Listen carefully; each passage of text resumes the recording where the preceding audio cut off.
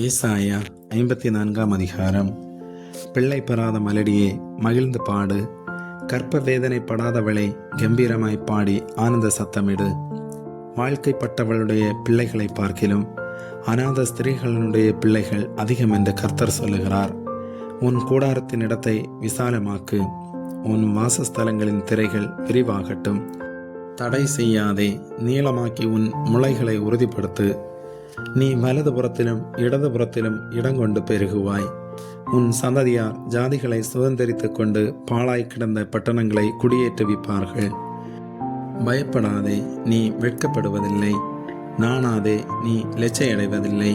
உன் வாலிபத்தின் வெட்கத்தை நீ மறந்து உன் விதவை இருப்பின் நிந்தையை இனி நினையாதிருப்பாய்.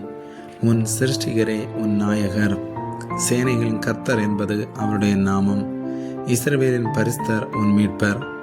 அவர் சர்வ பூமியின் தேவன் எனப்படுவார். கைவிடப்பட்டு மனநொந்தவளான ஸ்திரீயைப் போலவும் இளம் பிராயத்தில் விவாகம் செய்து தள்ளப்பட்ட மனைவியைப் போலவும் இருக்கிற உன்னை கர்த்தர் அழைத்தார் என்று உன் தேவன் சொல்லுகிறார். இமைப்பொழுது உன்னை கைவிட்டேன், ஆனாலும் உருக்கமான இரக்கங்களால் உன்னை சேர்த்துக் கொள்வேன்.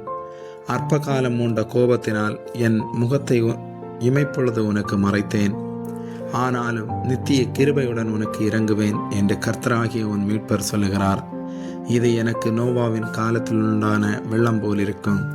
நோவாவின் காலத்தில் உண்டான வெள்ளம் இனி பூமியின் மேல் புரண்டு வருவதில்லை என்று நான் ஆணையிட்டது போல உன்மேல் நான் கோபம் கொள்வதில்லை என்றும் உன்னை நான் கடிந்து கொள்வதில்லை என்றும் ஆணையிட்டேன். மலைகள் விலகினாலும் பர்வதங்கள் நிலைபெயர்ந்தாலும் என் கிருபை உன்னை விட்டு விலகாமலும் என் சமாதானத்தின் உடன்படிக்கை நிலைபெறாமலும் இருக்கும் என்று உன்மேல் மனதுருகிற கர்த்தர் சொல்லுகிறார். சிறுமைப்பட்டவளே, பெருங்காற்றில் அடிபட்டவளே, தேற்றரவற்றவளே, இதோ நான் உன் கல்லுகளை பிரகாசிக்கும்படி வைத்து நீல ரத்தினங்களை உன் அஸ்திபாரமாக்கி உன் பலகணிகளை பளிங்கும், உன் வாசல்களை மாணிக்க கற்களும் உன் மதில்களை எல்லாம் உச்சிதமான கற்களும் ஆக்குவேன்.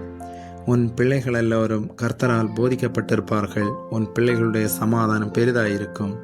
நீதியினால் ஸ்திரப்பட்டிருப்பாய், கொடுமைக்கு தூரமாவாய். பயமில்லாதிருப்பாய், திகிலுக்கு தூரமாவாய்.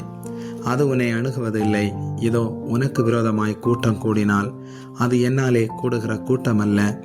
எவர்கள் உனக்கு விரோதமாய் கூடுகிறார்களோ அவர்கள் உன் பட்சத்தில் வருவார்கள். இதோ கரி நெருப்பை ஊதி தன் கிரியைக்கான ஆயுதத்தை உண்டு பண்ணுகிற கொல்லனையும் நான் சிருஷ்டித்தேன். கெடுத்து நிக்கிரகமாக்குகிறவனையும் நான் சிருஷ்டித்தேன். உனக்கு விரோதமாய் உருவாக்கப்படும் எந்த ஆயுதமும் வாய்க்காதே போம். உனக்கு விரோதமாய் நியாயத்தில் எழும்பும் எந்த நாவையும் நீ குற்றப்படுத்துவாய்.